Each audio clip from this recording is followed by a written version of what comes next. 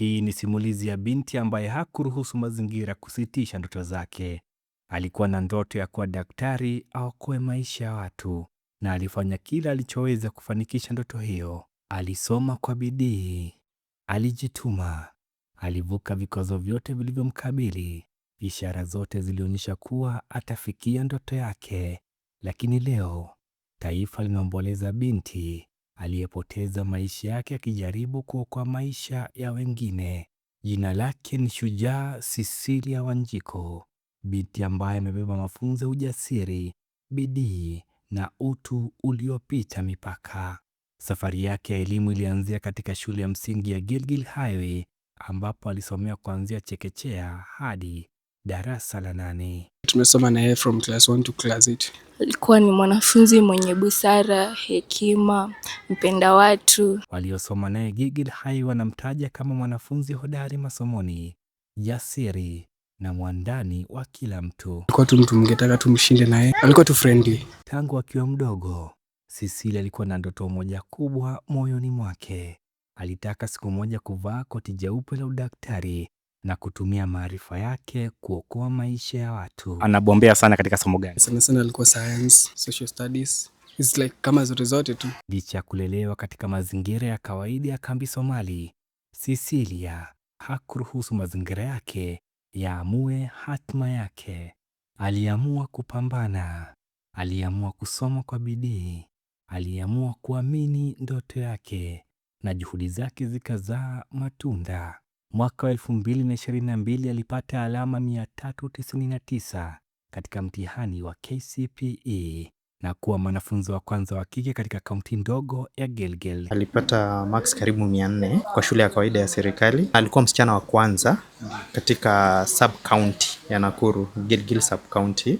She was the first position in her KCPE. That is 2022. Mafanikio haya yakamfungulia milango ya kujiunga na shule ya kitaifa ya Karima Girls. Hata hivyo, safari yake haikukosa changamoto.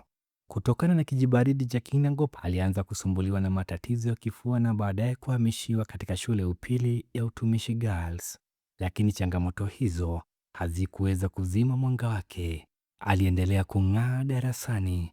Ulingo wa sayansi ulikuwa uwanja wake. Kwa mwerevu sana kwa sayansi kwa sababu alikuwa anafanya sayansi zote tatu ambazo zinafunzwa katika shule za upili, that is physics, chemistry and biology. Alikuwa hasa mwerevu sana kwa biolojia. Hasa hata tamu ambayo iliyopita, tamu ya kwanza katika kidato cha 4 alikuwa wa kwanza. Alikuwa pia wa kwanza overall in all the streams.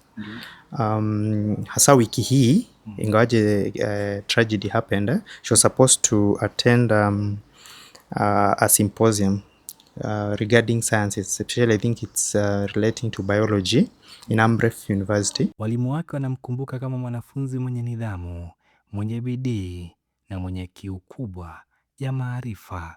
Alikuwa miongoni mwa wanafunzi bora zaidi shuleni, huku alama zake za chini kabisa zikiwa B+.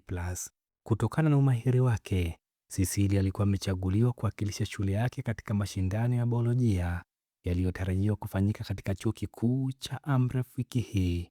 Ndoto yake ya kuwa daktari wa upasuaji ilikuwa ikizidi kusogea karibu kila siku. This year she had promised me to get an A. I should have gotten a straight A. It was practically possible because she has been getting closer grades to that.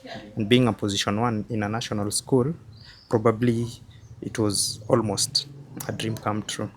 And after which maybe could have pursued bachelor's medicine surgery. Alikuwa na uwezo, alikuwa na maarifa, alikuwa na matumaini, lakini maisha yake yakachukua mkondo ambao hakuna aliyekuwa ameutarajia. Huyu binti aliyekuwa na ndoto ya kuokoa maisha wengine alitumia dakika zake za mwisho akijaribu kufanya hivyo. Kwa mujibu wa wanafunzi wenzake, Cecilia alipoteza maisha yake alipokuwa akijaribu kuwaokoa wanafunzi wengine wakati wa mkasa wa moto uliotokea Utumishi Girls katika bweni la Melin Oithera Block. Looking at her body, she was not as burnt as the other students. Clearly that was an indication that she was among the students who were trying to rescue others, and those that were witness and those that she rescued said so that she was outside and she was trying again to go back there and try to rescue other colleagues. Katika wakati wa hofu alichagua ujasiri. Katika wakati wa hatari alichagua kuwasaidia wengine.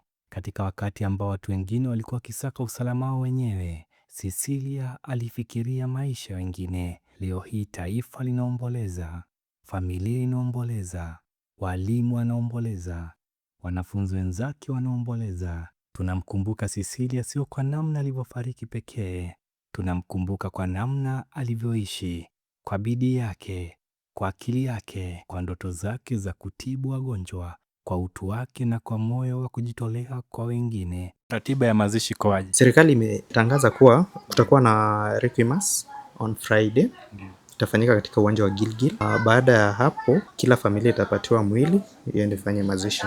Sisi tunapanga na tunaomba tufanyie mazishi ya Cecilia tarehe 13, itakuwa Jumamosi.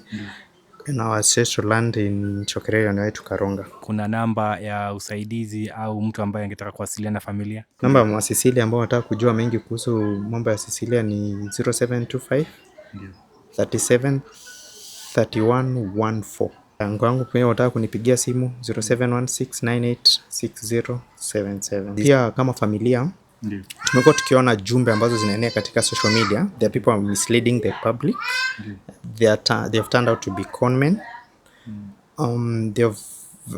We have an official pay bill number for the family. If every person who want to contribute toward this issue and maybe to pay maybe a condolences or maybe to support her mom, the pay bill number is 247247. That is Equity pay bill number, and the account number is 969016. Ingawa ndoto yake ya kuwa daktari wa upasuaji haikutimia, simulizi zake zitaendelea kuishi.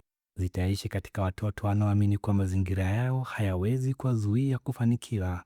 Zitaishi katika wanafunzi wanaojitahidi kila siku kufikia ndoto zao. Na ndoto zake pia zitaishi katika mioyo ya wote wale walioguswa na maisha yake. Alitoka kambi Somali, akawa miongoni mwa wanafunzi bora zaidi nchini. Alikuwa na ndoto ya kuokoa maisha, na mwisho wa safari yake duniani alipoteza maisha yake akijaribu kuokoa wengine. Lala pema palipo na wema, Cecilia. Ndoto yako imekatizwa, lakini urithi wako utaendelea kuishi milele.